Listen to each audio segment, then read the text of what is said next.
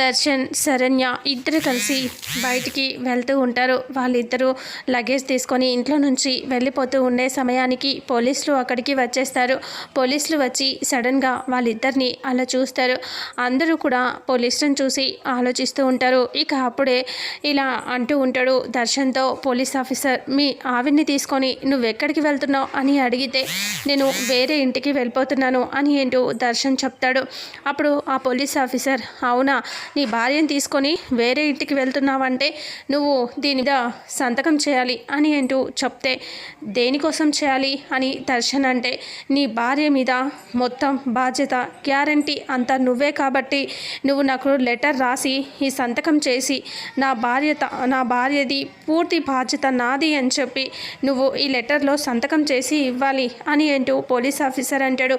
అప్పుడే అనన్య చూసి ఇదేం ట్విస్ట్ అని అంటూ చూస్తూ ఉంటుంది. ఇక అప్పుడే దర్శన్ అలాగే చూస్తూ షాక్ అవుతాడు.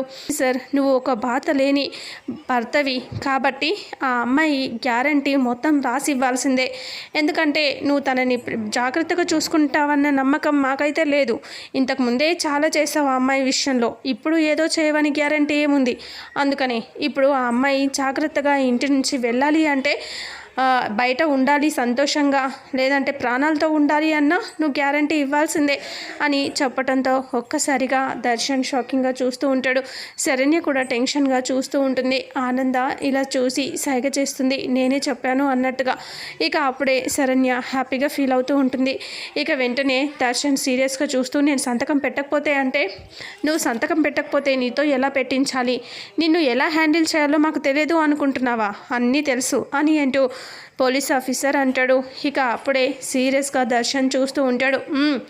గ్యారంటీ రాసివ్వు, ఆ అమ్మాయికి చిన్న ప్రాబ్లం కూడా రాదు అని చెప్పి నాకు లెటర్ రాసివ్వు అని అంటూ సీరియస్గా తిట్టేసరికి దర్శన్ అలాగే చూస్తూ ఉంటాడు.